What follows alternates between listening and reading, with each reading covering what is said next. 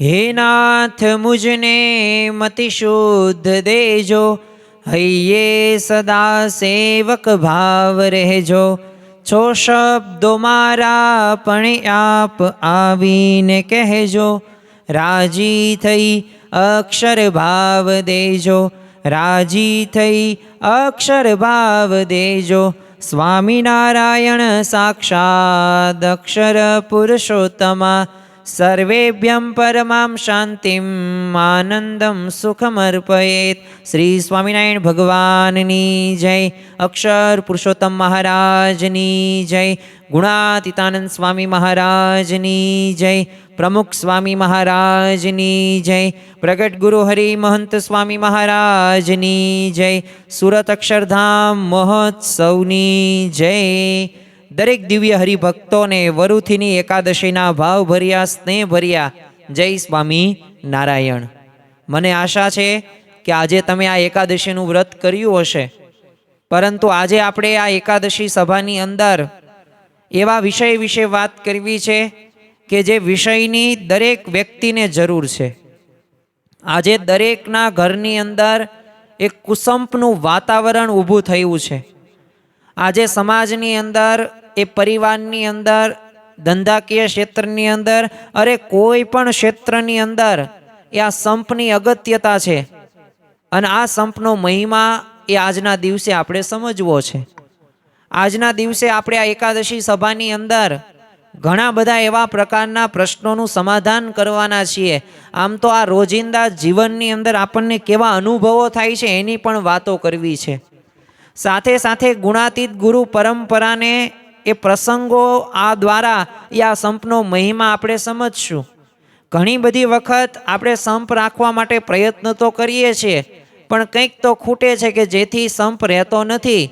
તેવા કયા કારણો છે, તો એના વિશે પણ આજે આપણે આજની આ એકાદશી સભાની અંદર એ આપણે મેળવવાના છીએ। સાથે સાથે એક સંપનો સૈદ્ધાંતિક આધાર શું છે, સત્પુરુષ શું કહે છે, ભગવાન શું કહે છે, શાસ્ત્ર શું કહે છે, તો એની પણ વાતો આજે પ્રસંગો દ્વારા આપણે સમજવાનો પ્રયત્ન કરીશું। સાથે એક મુદ્દો આપણે એ પણ સમજશું કે જો સામેથી સહકાર ન મળે ત્યારે આપણે શું કરવું જોઈએ।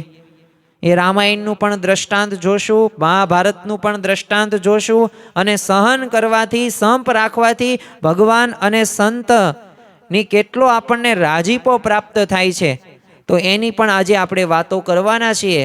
તો આજે આપણે મુખ્ય એકાદશી સભાની અંદર સંપ વિષય ઉપર જ વાતો કરવી છે, અને આ સંપ વિષયની શરૂઆત આપણે એક આપણા રોજિંદા જીવનનો એક અનુભવ વિશે વાત કરીએ કે દરરોજ થાય છે શું। તો દરરોજ ક્યાં સંપથી આપણે કામ કરીએ છીએ અને ક્યાં કુસંપથી કામ કરીએ છીએ। ક્યાં ઘરની અંદર દરરોજ શાંતિ જોવા મળે છે અને ક્યાં અશાંતિ જોવા મળે છે। આપણે જે ક્ષેત્રની અંદર કામ કરીએ છીએ તો અમુક કાર્યની અંદર સંપ જોવા મળે છે, તો અમુક કાર્યની અંદર કુસંપ જોવા મળે છે।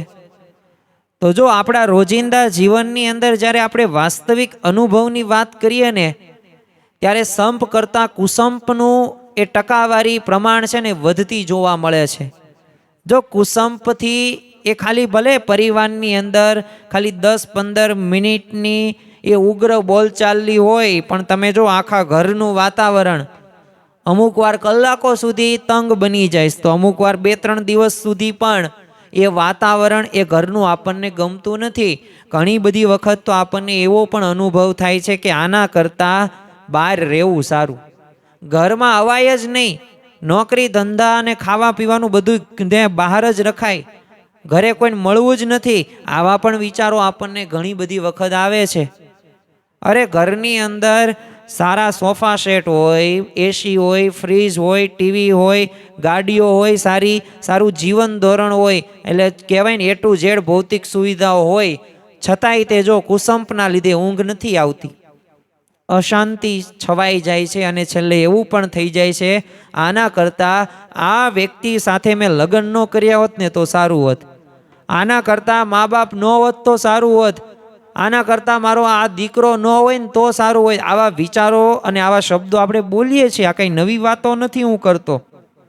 તો જો જ્યારે પણ કુસંપ આવે છે ત્યારે કોઈ પણ એ પરિવાર હોય, સંસ્થા હોય, ક્ષેત્ર હોય કે દેશ હોય, ત્યાં અધોગતિ વિનાશ નિશ્ચિત છે, ફાઇનલ છે. અને એનાથી એ ભૌતિક સુવિધાઓ પણ એ સુખી કરવા માટે સક્ષમ નથી. તો જો આ કુસંપનો અનુભવ આપણને સૌ કોઈને છે. અને હવે જ્યારે ઘરની અંદર, પરિવારની અંદર સંપ હશે, યુનિટી હશે, તો ત્યાં જો કાયમ શાંતિ અને સ્થિરતાનો અનુભવ થશે. એ ઘરે આવવાનું આપણને ગમશે, માતા પિતાને બોલાવવું ગમશે, ધર્મપત્ની સાથે સારી સારી વાતો કરવાનું મન થશે. તો જો ખરેખર સંપ હોય ત્યાં પરિવાર કે સંસ્થા કે સમાજનો એ સડસડાટ, વિકાસ અને પ્રગતિ પણ થાય છે. અને એક મત થાય ને, જો સંપ ત્યાં જંપ, ઝાઝા હાથ રળિયામણા. અને જો ગુણાતીતાનંદ સ્વામીએ પણ પોતાની વાતોની અંદર કીધું છે, જો એક રુચિવાળા ન હોય ને તો લાખો હોય ને તોય તે એ લાખો રહ્યા ને એ જીરો સમાન છે. અને ખાલી બે હોય ને પણ એક રુચિ હોય, એક મન હોય, તો એ લાખો બરાબર ગણી શકાય. તો આટલો મહિમા સંપનો એ ગુણાતીત ગુરુ પરંપરા આપણને આપે છે. યોગી બાપા કહેતા, જો તમે સંપીથી રહેશો ને તો હું હજી 15-20 વર્ષ સુધી વધુ જીવીશ. સંપ મને બહુ પ્રિય છે. તો જો જ્યાં સંપ હશે, દયા હશે, મર્યાદા હશે ને, ત્યાં અવશ્ય સાક્ષાત ભગવાન નિવાસ કરીને રહે છે.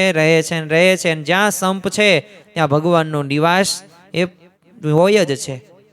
એટલે અહીંથી આપણને અગત્યની વાત રોજિંદા જીવનની અંદર જે અનુભવો થાય છે ને એના ઉપરથી એ તો ખ્યાલ આવી ગયું કે જો જ્યાં સંપ આપણે રાખીશું ને ત્યાં ભગવાનને સંતનો રાજીપો આપણને મળશે. અને જો કુસંપ રાખીશું તો એમાં કુરાજીપો દુઃખ જ થવાનું છે.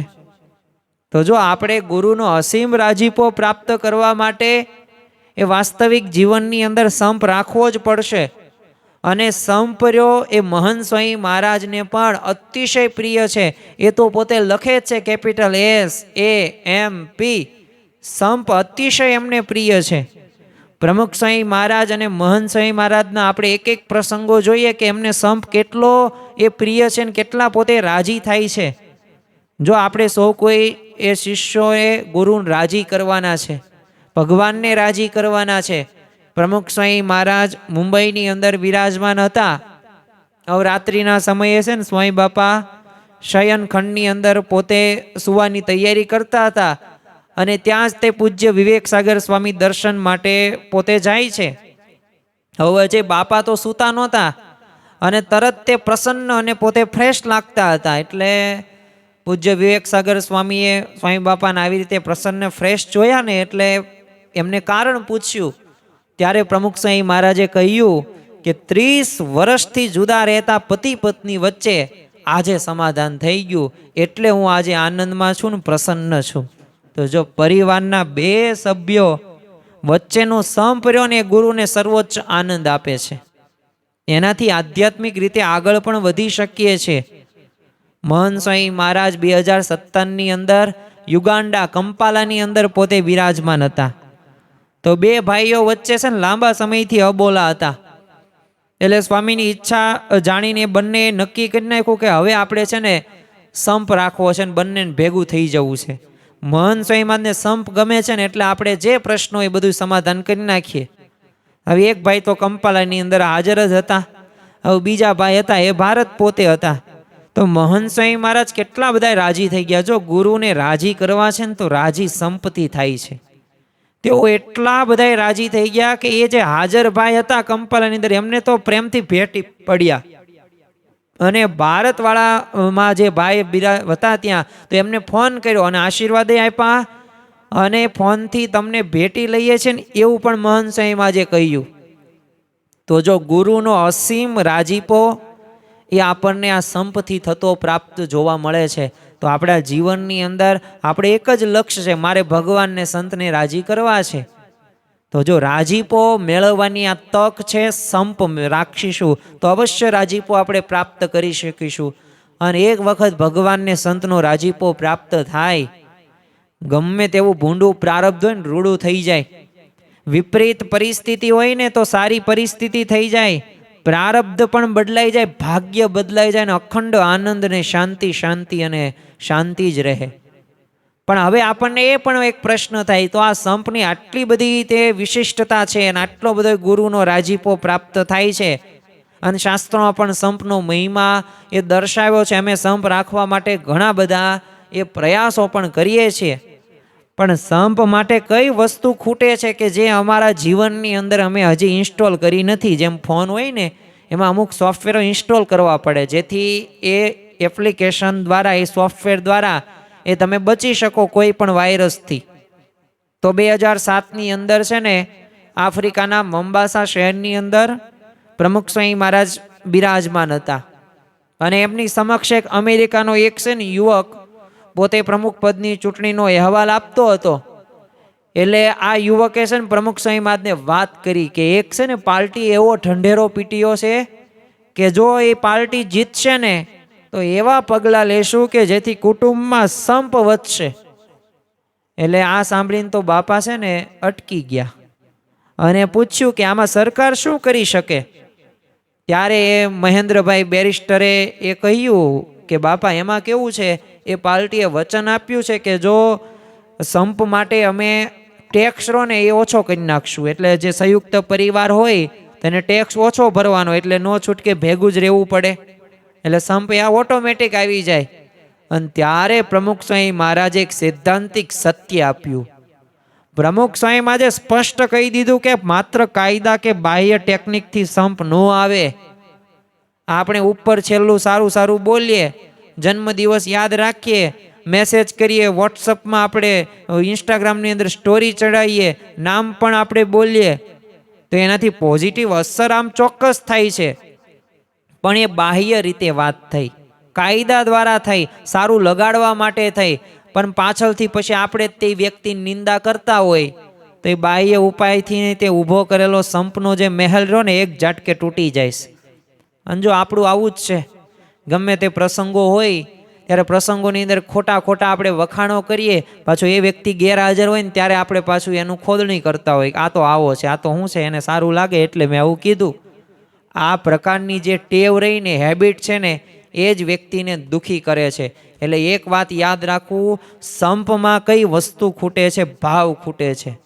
સાચા નિયમો, જે સિદ્ધાંતો રહ્યા ને, જે આપણી ગુણાતીત ગુરુ પરંપરાએ આપ્યા છે, અભાવ અવગુણનો ત્યાગ કરીએ, કોથળી કરીએ નહીં. બધાય તે બ્રહ્મની મૂર્તિ છે. તો આવા જ્યારે વિચારો અને આવા સિદ્ધાંતો આપણા જીવનની અંદર આપણે લાવીશું ને તો સંપ ઓટોમેટિક રહેશે. અને સંપનો એક સૈદ્ધાંતિક જો આધાર હોય ને તો એક આધ્યાત્મિકતા છે, સ્પિરિચ્યુઅલિટી છે, ને એક પ્રામાણિકતા છે, હોનેસ્ટી. કારણ કે ભગવાનમાં શ્રદ્ધા એ સંપનો મૂળ આધાર છે. કે કરતા હરતા કોણ છે? ભગવાન છે. અને એ કરતાપણામાં વિશ્વાસ જેમ જેમ વધારીએ ને, અને પોતાની જાતની અંદર આપણે રૂપાંતર કરવાનું કે જે પણ થાય છે, જો મહારાજની મરજી વગર કોઈથી તણું પણ હલાવ્યું હલતું નથી. એટલે આપણે જે સામેવાળા વ્યક્તિ પ્રત્યે એ જે ભાવથી જોઈએ છે અને જે અભાવ ગુણની વાતો કરીએ છીએ ને ત્યાં જ આપણે ભૂલો કરીએ. બાહ્ય વર્તન ક્યારેય તે એ સંપ આપણને નહીં, પણ જો આંતરિક થોડીક આધ્યાત્મિકતા, થોડીક પ્રામાણિકતા રાખીએ, થોડીક શુદ્ધિકરણ કરીએ, કારણ કે પરિસ્થિતિઓ તો અનુકૂળ હોય કે પ્રતિકૂળ, પોતાનું મનનું શુદ્ધિકરણ કરવું, આ જ એક સાચી આધ્યાત્મિકતા છે. અને આ આધ્યાત્મિકતા જ વ્યક્તિને શુદ્ધ અને પવિત્ર પણ કરે છે. થોડીક આપણે પ્રામાણિકતા રાખીએ, કોઈ પણ કાર્યમાં પ્રામાણિકતા જરૂરી છે. કારણ કે હોનેસ્ટીથી જ તે સામેવાળા વ્યક્તિના હૃદયની અંદર સ્થાન પ્રાપ્ત થાય છે.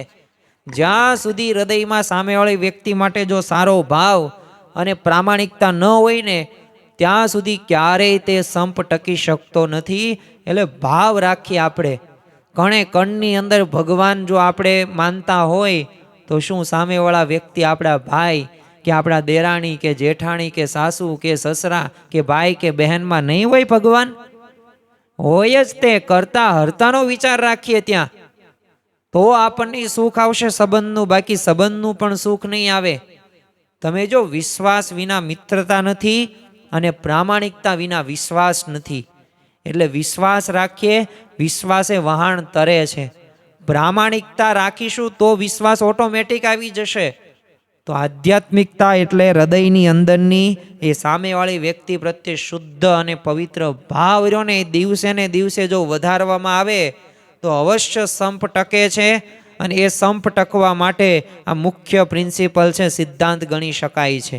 બધી વખત આપણને એક પ્રશ્ન એવો પણ થાય કે અમે તો સંપ રાખવા માટે પ્રયત્ન કરીએ છીએ ને તમે જે વચનો કહો છો ને એ વચનોને અમે અધ્ધર ઝીલીએ છીએ અને અમારે એ સાધના કરવી જ છે ને અમારે સંપ ઘરમાં રાખવો જ છે, પણ જ્યારે આમ સામેથી સહકાર ન મળે ને ત્યારે શું કરવું?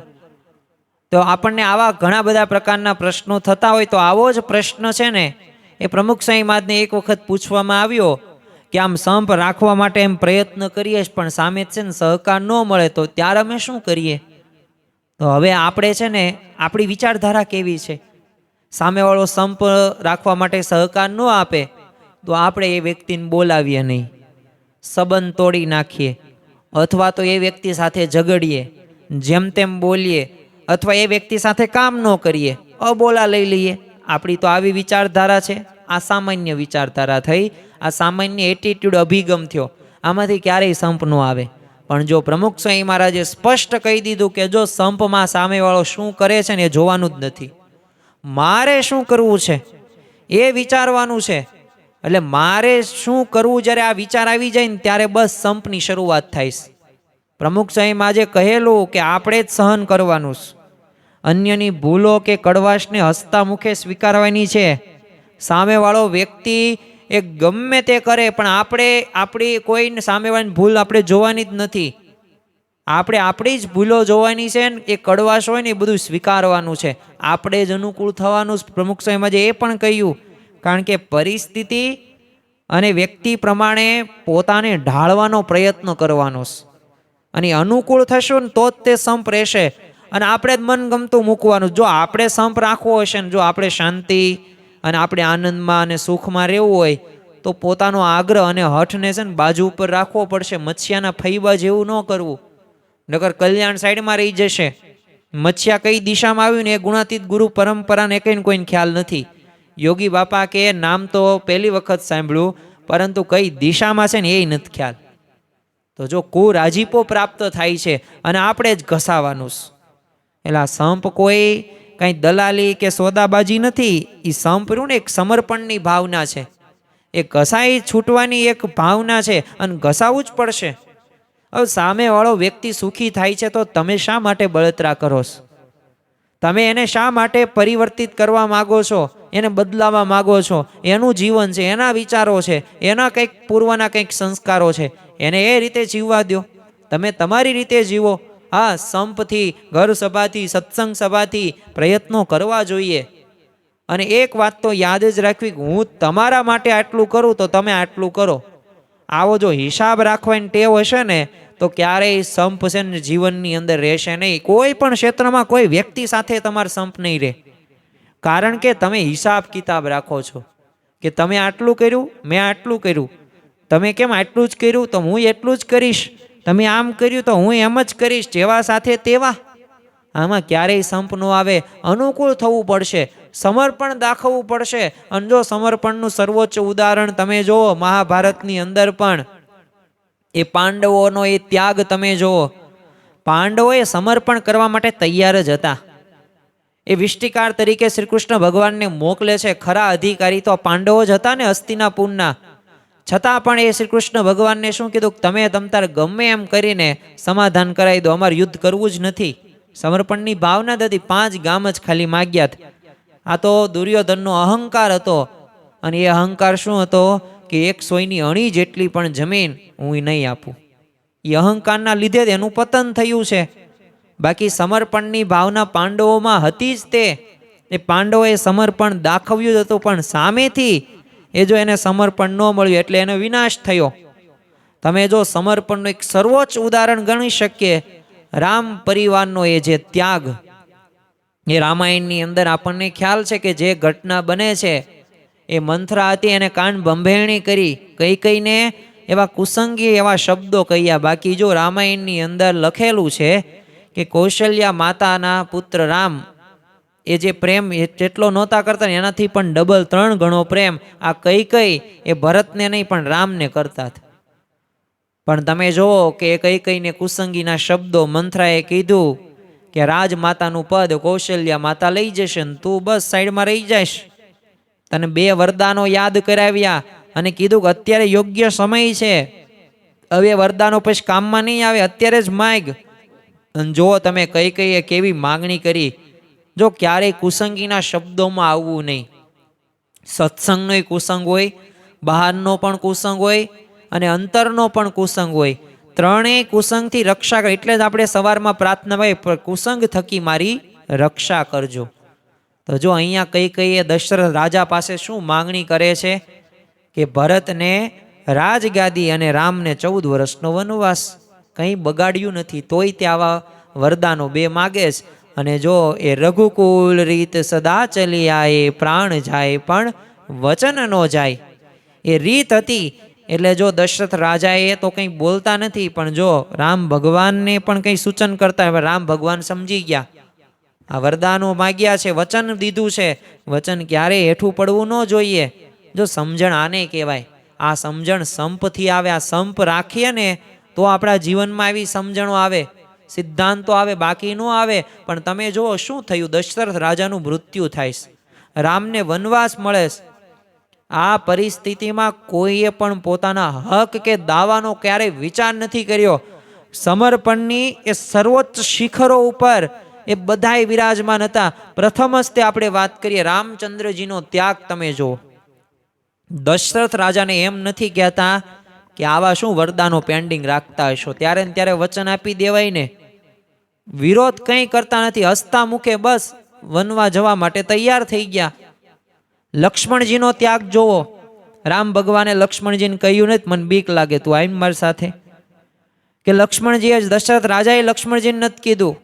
પણ જો બાઈની સેવામાં આખું જીવન સમર્પિત કરી દીધું. વિચાર તો કરો, 24 કલાક પોતે એ ભગવાન રામની જ સેવા કરે છે, સૂતા જ નથી. લક્ષ્મણજીના ધર્મપત્ની ઉર્મિલાજીનો ત્યાગને પણ આપણે વખાણવા યોગ્ય ગણી શકાય. કારણ કે લક્ષ્મણજી રામની સેવા સારી રીતે કરી શકે ને, અને એમાં કોઈ વિઘ્ન ન આવે ને એ માટે પોતાની યાદ ન આવે ને એવી માંગણી કરીને મહેલમાં પોતે રહ્યા છે. અને લક્ષ્મણ પાસે એ વચન માગે છે કે મને યાદ ન કરતા એમની જ સેવા તમારે કરવાની છે. સામે વિચાર તો કરો, જેને સત્તા મળવાની છે, જેને રાજ્ય ગાદી મળવાની છે, એ ભરતજીએ ત્યાગ કર્યો રાજગાદીનો. અને એના બદલામાં એ ચરણ પાદુકા લઈને એ મૂકી પધરાવી દાસ બનીને રહે છે, ને એ પણ પોતે વનમાં જાય છે. સામે સીતાજીનો ત્યાગ તો તમે જુઓ, સમર્પણની પરાકાષ્ઠા તો જુઓ. વનવાસના કષ્ટો, વિઘ્નો, વિયોગ આ બધું એમને સહન કર્યું છે. પણ જ્યારે રામે ત્યાગ કર્યો ને ત્યારે કોઈ પણ દોષ જોયા વિના એ સંદેશ શું આપે છે કે મારા દુઃખથી તમે દુઃખી ન થતા, હું સુખેથી તમારું ભજન કરીશ. આ સમર્પણની ભાવના કહેવાય. અને આનાથી સંપ આવે છે. આ રામાયણ કે આ ચરિત્રો કે આ પ્રસંગો આપણને આ જ શીખવે છે. અને આ અવતારોમાંથી આપણે આવું જ શીખવાનું છે. અને એનાથી જ તે આપણા જીવનની અંદર એ આપણે આગળ વધી શકીશું. ઘણી બધી વખત આપણને કેવું લાગે છે કે આ બધું સહન કરવાની વાતો તમે કરો, પણ એના લાભ શું થાય? તો જો યોગીજી મહારાજ સરસ મજાને એવું જ્ઞાન આપતા. એક હરિભક્તે છે ને યોગી બાપાને કીધું કે આમ સામેવાળો સહકાર ન આપે, એક હાથે તાળી ન વાગે તો અમારે સહન શા માટે કરવાનું? અને વાત પણ સાચી. એક હાથે તાળી ન પડે, 2 હાથની જરૂર પડે જ તે, તો અમારે સહન શા માટે? ત્યારે યોગી બાપાએ સરસ મજાનો જવાબ આપેલો કે જે ખાય ને એને ભૂખ જાય. એટલે જે સંપ રાખે ને એને લાભ થાય. તો ખરેખર જો આ જવાબ રહ્યા ને એના પણ સ્પષ્ટ આપણને ખ્યાલ આવે. અહીં સંપની ભાવના, સુહદ ભાવની ભાવના, એકતાની ભાવના આપણને સ્પષ્ટ દેખાય છે. 562 જેટલા દેશી રજવાડાઓ એક કર્યા ને સરદાર વલ્લભભાઈ પટેલે, ત્યારે 3250 કરોડના ખર્ચે નર્મદામાં સાધુ બેટ ઉપર એમનું સ્ટેચ્યુ, એ ભારત નહીં વિશ્વની સૌથી ઊંચું એ આપણે ગણી શકીએ સ્ટેચ્યુ ઓફ યુનિટી, એ એમનું બનાવવામાં આવેલું છે. એટલો બધો ખર્ચો કરવા પાછળ એમને અખંડ ભારત બનાવ્યું છે. અને જો સંપ હતો ને એટલે જ તે જો અખંડ ભારત આપણને મળ્યું છે અત્યારે. બાકી 562 દેશી રજવાડાની અંદર એ પ્લાસીનું યુદ્ધ, બક્સરનું યુદ્ધ હતું, એ બધાયની અંદર મીર જાફર, મીર કાશીમે એ જે દગો કર્યો, કુસંપ રાખ્યો ને એના લીધે જ તે અંગ્રેજો એટલા બધા વર્ષો સુધી રાજ્ય કર્યું. તો જો કુસંપના એવા પરિણામો પ્રાપ્ત થાય છે. તમે જો આ લાભ વિશે જ્યારે વાત કરવામાં આવે ને ત્યારે તો ઘણા બધા મુદ્દાઓ છે, કેટલા બધા લાભો થાય. એક તો વ્યક્તિગત રીતે આપણું ઘડતર થાય, કારણ કે સમજી વિચારીને તમે ઘસાવાથી આપણું પોતાનું આંતરિક ઘડતર થાય, અને ભગવાન અને સંતનો તો સીધો અખંડ રાજીપો પ્રાપ્ત થાય. સાથે આધ્યાત્મિક એક ઉન્નતિ થાય ને લૌકિક ઉન્નતિ થાય. સંપથી તમે કોઈ કાર્ય કરો ને ઘરની અંદર, પરિવારની અંદર, સમાજની અંદર, કુટુંબની અંદર, પરિવાર, તો ત્યાં તમને કેટલો લાભ થાય. બધાયનો સહકાર મળે અને સહકારથી બધાયની બુદ્ધિનો લાભ મળે અને એનાથી તમે આગળ વધો. અને આધ્યાત્મિક માર્ગની અંદર તો અહંકાર ઓગળે છે અને સહનશીલતા વધે છે. અને છેલ્લે માણસને તો શું જોઈએ? શાંતિ. તમે બધુંય જતું કરવાય, મનમાં કોઈ જ પ્રકારનો એ ઉચાટ રહેતો નથી. તો જો અંતરની શાંતિ આ સહન કરવાથી પ્રાપ્ત થતી જોવા મળે છે. અને એક વાત યાદ રાખવી, બીજા માટે ઘસાવામાં આપણને નુકસાન ભલે દેખાતું હોય, પણ વાસ્તવમાં એમાં આપણનો મહત્તમ લાભ છુપાયેલો છે ને, જે આપણને દેખાતો નથી, પણ આજ નહીં તો આવતીકાલ એ આપણને ખરેખર એ દેખાશે જ. તે ઘણા બધા એવું પણ કહે છે કે અમારે જો સંપ અમારે રાખવો છે, પણ અમે સામેવાળા વ્યક્તિનું સહન કરી લઈએ ને તો એ ભાઈ માથે ચડી જાય, પછી અમારું કોઈ માને નહીં. એટલે ખરેખર અમારે મોટપ રહીને એ અમારી પછી એનું હણાઈ જાય. પણ જો મોટપની સાચી વ્યાખ્યા શું? મોટપ કોને કહેવાય? હૈયામાં શાંતિ મળે ને એને મોટપ કહેવાય. જ્યાં વધારે લોકો આપણું કહ્યું માનતા હોય તો ત્યાં આપણે મોટપ અનુભવતા હોય. આપણે આ વિચારો આવા હોય, લોકો આપણને ચાહતા હોય, આદર સત્કાર કરતા હોય, અને નામ બોલતા હોય, હાર તોરામાં નામ, પહેલી લાઈનમાં બેસવા મળે, VIP પાસ મળે, સત્તા મળે, પછી આ બધા દુનિયામાં આ બધા મોટા માનતા હોય, આ બધું મળતું હોય ને એને. પણ જો યોગીજી મહારાજ સ્પષ્ટ વ્યાખ્યા શું કરે? માણસ માને ને કે એ મોટપ નહીં, હૈયામાં શાંતિ રહે ને એને સાચી મોટપ કહેવાય. છે હૈયામાં શાંતિ? હા છે, તો મોટપ પાકી તમારી. અને એ મોટપ રહીને એ ભલભલાન મળતી નથી. એટલે આપણા મનમાં એવી ખોટી કલ્પના છે ને કે જો કોઈ મારો અવગુણ ન લે તો મન શાંતિ રહે. પણ જો એક વાત યાદ રાખવું, હું કોઈનો અવગુણ લેતો નથી, એમ એના અંતરમાં શાંતિ રહે. બાકી જો લોકો ગમે એટલો પ્રેમ કરે, પણ જો આપણા હૃદયમાં કોઈના માટે દુર્ભાવ હશે, અભાવ અવગુણ હશે, તો જીવનમાં ક્યારેય તે શાંતિ નહીં મળે. એટલે કોઈ પણનો આપણે અભાવ અવગુણમાં પડવાનું નથી. દરેક વ્યક્તિ પોતાના સ્વભાવને આધારિત જીવન જીવે છે. એનો સ્વભાવ એને મુબારક, આપણે કાંઈ એનું પરિવર્તન કરવા જવાનું નથી. પણ આપણા જીવનની અંદર આપણે શું પરિવર્તન કરી શકીએ? ઘણી બધી વખત આ કુસંપથી લીધે શારીરિક નુકસાનો, માનસિક નુકસાનો પણ થતા જોવા મળે છે. અમેરિકાનો તે એક પ્રસંગ છે, એમને તો પોતે એક સંશોધન કર્યું. સમસ્યા શું હતી? એક ભાઈ હતા, એને છે ને ઢીંચણનો અસહ્ય દુખાવો શરૂ થયેલો. ઘણા બધા રૂપિયા, લાખોનો ખર્ચો કર્યો, ઘણી બધી થેરાપી પણ કરી, ઘણા બધા રિપોર્ટો પણ કર્યા, સોનોગ્રાફી કરાવ્યું, ડૉક્ટરની સલાહ સૂચન લીધી, પણ કોઈ રીતે નિદાન કે કંઈ ફાયદો થાય જ નહીં. એટલે બધા પૈસા પાણીમાં જ ગયા. એટલે એક મિત્રની છે ને સલાહથી પોતે મનોચિકિત્સક પાસે જાય છે. તો એ મનોચિકિત્સક હતા, એને પૂછ્યું કે તમારે કોઈની સાથે આમ દુશ્મનાવટ છે કે નથી? તો એ ભાઈએ કીધું કે હા, મારો ભાઈ રહ્યો ને એ $5000 ઉછીની રકમ મારી પાસે લઈ ગયો ઘણા બધા સમયથી, અને હજી મને એ પાછું દેવા નથી આવ્યો. એટલે એની સાથે મારે ઝઘડો છે ને વેરભાવ છે. એટલે છે ને મને એવું લાગે છે કે સ્વાભાવિક રીતે એને ભાઈ ન કહેવાય, કારણ કે એ મને કોઈ દિવસ એવું કહેતો પણ નથી કે હું તને પૈસા પાછા આપી દઈશ. એટલે મનોચિકિત્સક તો શાંતિથી એના બધા પ્રશ્નો સાંભળે છે. પછી ઉપાય છે ને મનોચિકિત્સકે કીધું, જો સાજા થવું હોય ને તો મારે તમને કોઈ દવા મારે તમને નથી આપવી, મારે કોઈ રિપોર્ટે કરાવવો નથી. હું તમને જેમ કહું એમ તેમ કરવા તૈયાર છો પહેલાં તો. હવે ઓલા ભાઈએ લાખોનો ખર્ચો તો કરેલો જ હતો, એની પાસે કંઈ બીજો ઓપ્શન નહોતો. એટલે કહ્યું કે તમે કયો એમ તરવા તૈયાર છું, પણ મને આ ઢીંચણનો દુખાવો મટી જવો પડે. અને ઓલા મનોચિકિત્સકે આ ભાઈને સલાહ આપી કે જો એ જે ભાઈ સાથે ઝઘડો થયો છે ને, અને ખબર છે વાંક કોનો છે, તમારો નથી, એનો જ છે. તમારી આ વાત સમજીને હું સમજી ગયો. પણ તમે એની માફી માગો તો તમને આ ઢીચણનો દુખાવો મટી જશે. અને હવે તો સ્વાભાવિક તે ઓપ્શન કાંઈ હતો નહીં, એટલે મનોચિકિત્સકનું માન રાખવા માટે એ ભાઈ પાસે જાય છે ને માફી માગે છે. અને જૂના જેટલા પણ કડવા શબ્દો હતા એ બધાય પાછા ખેંચી લીધા અને કીધું કે મેં જે ક્રોધે કરીને જેમ તેમ મેં તને કીધું છે એ બદલ મને તું માફ કરજે, અને ભલે 5,000 રૂપિયા એ $5,000 જે છે એ ભલે તારે જ્યારે દેવા હોય તો દેજે, નકર હું એમ માનીશ કે કંઈ વાંધો નહીં, મેં મારા ભાઈને મદદ કરી. અને આવી રીતે શાંતિથી વાત કરીને એટલે ભાઈએ પણ હળવાશથી એને એમ કીધું કે જો અત્યારે મારા ઘરની અંદર આવી પરિસ્થિતિ છે, પણ હું તને પૈસા છે ને ધીમે ધીમે કટકે કટકે હપ્તે હપ્તે ચૂકવી દઈશ એવી ખાતરી પણ આપે છે. અને એ ચમત્કાર થયો, એવું વાતાવરણ એ હળવું થઈ ગયું. રાત્રે એને સારી ઊંઘાઈ આવી ગઈ અને બીજા દિવસે એ ઢીચણનો દુખાવો હતો ને એ અડધોય થઈ ગયો. અને 2-4 દિવસ પછી તો દુખાવો સાવ ગાયબ થઈ ગયો. તો જો આ કુસંપથી આવા નુકસાનો થાય, પણ જો સંપ રાખવાની નમે તે સૌને ગમે.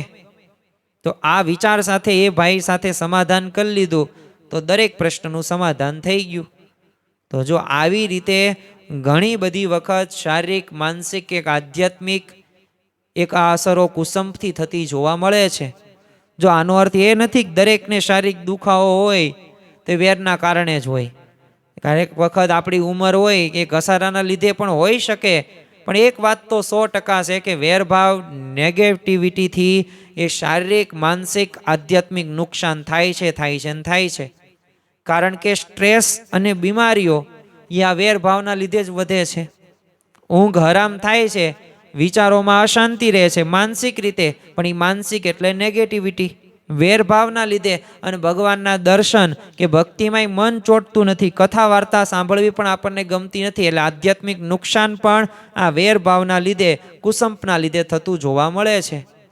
એટલે કોઈ પણ વ્યક્તિ પ્રત્યે મનમાં એ અણગમો હોય કે એલર્જી હોય કે અભાવ ગુણની આંટી હોય, એ તો એને નુકસાન થાય કે ન થાય, પણ આપણને પોતાને નુકસાન થાય છે.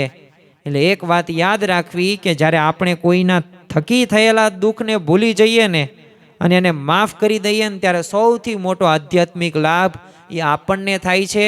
અને એ આપણને થાય છે તો એના માટે આપણા જીવનની અંદર આ વિચારને આપણે આત્મસાત કરવાનો છે.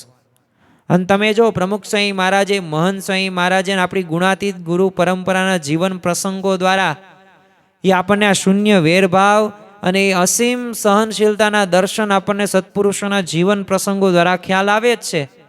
તમે જો યોગીજી મહારાજની સહનશીલતા તમે જુઓ, એક કઠોર સ્વભાવની વ્યક્તિ સાથે સળંગ 17 વર્ષ સુધી એ રહેવાનું થયું, જ્યાં આપણે એક દિવસ પણ ન રહી શકીએ. અત્યંત સહન કર્યું, ક્યારેય વાત એમને બહાર આવવા દીધેલ નથી. અને આપણને થોડુંક એક વાક્ય કંઈક કીધું હોય ને તો બહાર કહી દઈએ 10 જણાને.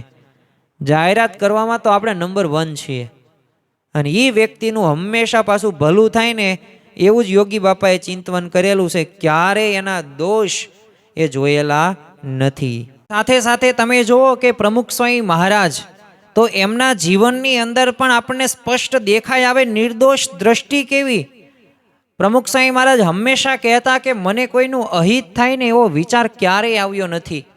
એમના જીવન સૂત્રો છે કે બીજાના ઉત્કર્ષમાં આપણો ઉત્કર્ષ, બીજાની પ્રગતિમાં આપણી પ્રગતિ, બીજાના ભલામાં આપણું ભલું. તેઓ હંમેશા કહેતા કે આપણી લીટી રહીને એ લાંબી કરવી, પણ બીજાની ઘૂસીને આપણી લીટી ક્યારેય લાંબી કરવી નહીં. તો આ જીવન ભાવના સાથે તેઓ જોડાયેલા હતા. અને અત્યારે વર્તમાન કાળે મહંત સ્વામી મહારાજના જીવનમાં પણ આ સ્પષ્ટ આપણને ખ્યાલ આવે છે. ઘણા બધા લોકોએ પ્રમુખ સ્વામી મહારાજનું ખરાબ કરવાના વારંવાર પ્રયાસો કરેલા છે, એમના પૂતળા પણ બાળવામાં આવેલા છે, પણ છતાં પણ તમે જો સમગ્ર જીવનની અંદર પ્રમુખ સ્વામી મહારાજે કોઈનું ખરાબ થાય ને એવી એક પણ ક્રિયા કરી નથી, એક પણ વાક્ય બોલ્યા નથી કે એક પણ સંકલ્પ પણ કર્યો નથી. ગાંધીનગરની અંદર અક્ષરધામની અંદર જે આતંકવાદી હુમલો થયો અને એ જે શાંતિ રહીને એનું મૂળ જો કોઈ વ્યક્તિ કોઈ કારણ હોય ને તો એ આપણી ગુણાતીત ગુરુ પરંપરાના જ તે વારસદાર પ્રમુખ સ્વામી મહારાજ હતા.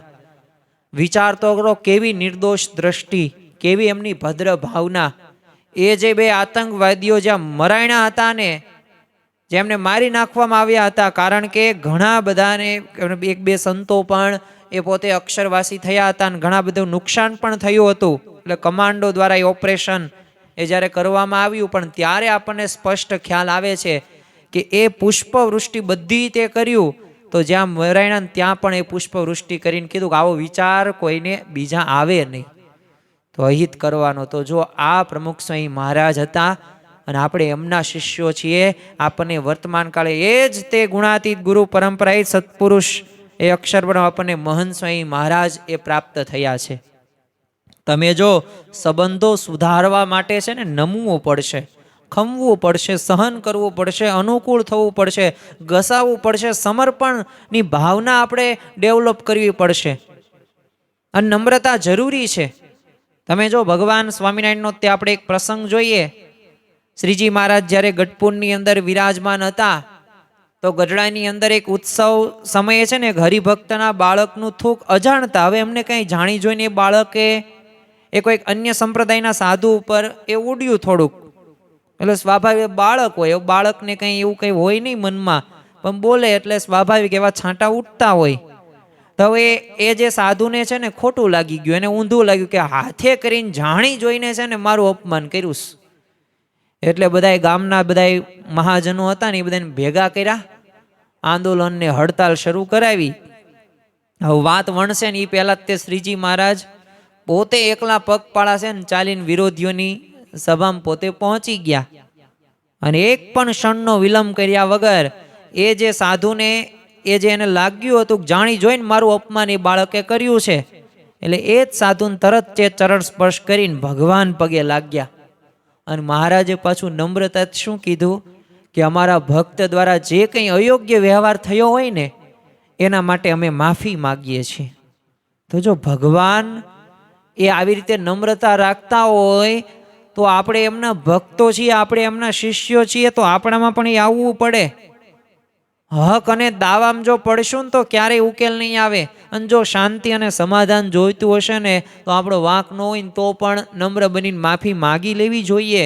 બહુ પોતાનો એકડાસ બહુ સાચા નહીં રાખવાનો, કક્કો સાચો નહીં રાખવાનો, સામે એ વ્યક્તિનું પણ જોવાનું. એ જ્યારે એ પરિપ્રેક્ષની અંદર જોશું ને ત્યારે આપણને ખ્યાલ આવશે. એટલે સાચા અર્થની અંદર જો આપણે ભગવાનને સંતનો જો રાજીપો પ્રાપ્ત કરવો હોય ને તો એના માટે આ જરૂરી છે.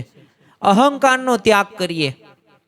અને જ્યાં સુધી યોગી બાપા એટલે જ કહે છે ને કે સુપ્રિન્ટેન્ડન્ટ પ્રકૃતિ અહંકાર છે, દેહાભિમાન. અલૈયા ખાચરને અહંકાર, હરખા પટેલને દેહાભિમાન જ હતું. દુર્યોધન અને અહંકાર, રાવણને દેહાભિમાન એટલે કે અહંકાર. કંસને શું હતું? અહંકાર જ હતું. શિશુપાલને શું હતું? અહંકાર હતું. શાસ્ત્રોના ઉદાહરણો જો ને તો મૂળની અંદર દેહાભિમાન છે, અહંકાર છે. આફ્રિકાના તે સત્સંગના પાયાના સમાન એવા બે મુખ્ય હરિભક્તો, એકનું નામ મગનભાઈ અને એકનું નામ હરમાનભાઈ. તો આ બે મુખ્ય હરિભક્તો હતા. તો એ વોલીબોલ રમતા હતા ને એમાં તે ઝઘડો થયો ને અબોલા થઈ ગયા. હવે સ્વાભાવિક રીતે મગનભાઈ તો વિચારે કે હરમાનભાઈ આવે ને તો સભા આપણે કરીએ. તો સામે હરમાનભાઈ શું વિચારે? મગનભાઈ આવે તો જ સભા કરીએ. એટલે બંને પક્ષાપક્ષીમાં આવી રીતે મનમાં વિચાર કરે. પણ પહેલા નમે કોણ? ત્યાંથી જ તેઓ મોટામાં મોટી અઘરી બાબત છે. નમવામાં આપણને ક્યારેય તે એ ગમતી વાત જ નથી. અને પહેલા તો આપણે ક્યારેય નમતા જ નથી. ઘરની અંદર જોજો ઝઘડો જ્યારે થાય ને ત્યારે સ્વાભાવિક રીતે સામેવાળો વ્યક્તિ જ નમે ને એની જ રાહ જોતા હોય. આપણા મનની અંદર ઉદ્વેગ હોય, અશાંતિ હોય જ, તે આપણને ગમતું ન હોય, પણ દેહાભિમાન એટલું બધું કઠણ છે ને નમવા દેતું જ નથી. જો આ બધી સાચી વાતો છે, આ ખોટી વાતો નથી. શાસ્ત્રોની વાતો હું તમને કહું, મારી બનાવેલી વાતો નથી. એલા સંતોની મુખેથી કથા વાર્તા સાંભળેલી હોય, શાસ્ત્રોમાં વાંચન હોય, અને અહીંયા જે લખેલું છે તો એના આધારે હું તમને વાત કરું છું. એટલે આ એક વાત તો પ્રામાણિકપણે આપણે માનવી જોઈએ કે સાચા અર્થની અંદર એ નમવાનું આપણે જ છે, શાંતિ આપણે જ રાખવાની છે. સામેવાળો ભલે એકેય વખત ન નમે, ભલે 100% એનો વાક હોય, પણ કાંઈ વાંધો નહીં, ઇટ્સ ઓકે.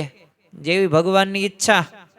આપણે મુમુક્ષુ થવાનું, નિર્વાસનિક થવાનું, અને આપણે શુદ્ધ મુમુક્ષુ થઈને એકાંતિક ધર્મ સિદ્ધ કરીને બ્રહ્મરૂપ થઈને ભગવાનની ભક્તિ કરવાની આ જ મુખ્ય લક્ષ્ય છે. બાકી આ બધું તો સાઈડનું છે. સ્વભાવ વિષયોમાં જો ગરકાવ હશું ને તો સમથી ભગવાનનું ભજન પણ નહીં કરી શકું. એટલે એક સ્વાભાવિક રીતે આ ઈગોના લીધે એ આ મગનભાઈ આવું વિચારે, હરમાનભાઈ વિચારે. એટલે હરમાનભાઈથી રહેવાયનું નહીં એટલે પોતાના અહંકાર ઉપર છે ને પગ મૂક્યો ને ધીમે ધીમે મગનભાઈને ઘરે ગયા. એક એક ડગલું હતું ને માઇલ જેવું લાગતું હતું એમને, કારણ કે અહંકારનો પ્રશ્ન હતો. બાણું ખખડાયું ને કીધું કે આપણે સભા નથી કરવી, અને મગનભાઈ તરત આવકારી. એમના મનમાં વિચારતો હતો તે, એટલે કહ્યું કે હું તે તમારી રાત જોતો હતો. કલ્પના કરો કે જો એ દિવસે એક જણે જો અહંકાર ન મૂક્યો હોત તો આજે આફ્રિકાનો વિશાળ સત્સંગ ન હોત. વરિષ્ઠ વ્યક્તિઓએ જો સંબંધોમાં પહેલ કરવી જ પડે, આ જ સાચી સમજણ છે. અને એવી સમજણ આપણા જીવનની અંદર પણ આપણે રાખવાની છે. જે આ મગનભાઈ હરમાનભાઈએ એમાંથી જે આ હરમાનભાઈએ જે કર્યું ને એવું આપણે સૌ કોઈએ કરવાનું. અહંકાર ઉપર આપણે પગ મૂકવાનો છે, અને એ મૂકીશું ને તો આપણે એ સુખી સુખી સુખી. જો આ વરુથીની એકાદશી તો દર વર્ષે આવે જ છે, અને એ પણ યાદ રાખજો મહિનાની અંદર 2 એકાદશી આવે છે. પણ આજની આ એકાદશી સભાની અંદર આપણે કોઈ એક સંકલ્પ લઈએ.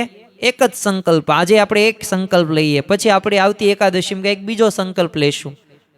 પણ જો આ બધી વાતો રહીને શાસ્ત્રોની વાતો છે, સત્પુરુષના દ્રષ્ટાંતો સ્પષ્ટ દેખાય છે, ભગવાનને સંતનો અતિશય રાજીપો થાય છે. કોઈ ધર્મ કે સંપ્રદાયમાં પડવા કરતા છે ને આ વાતને સત્યતા તરફ આપણે આગળ વધારીએ.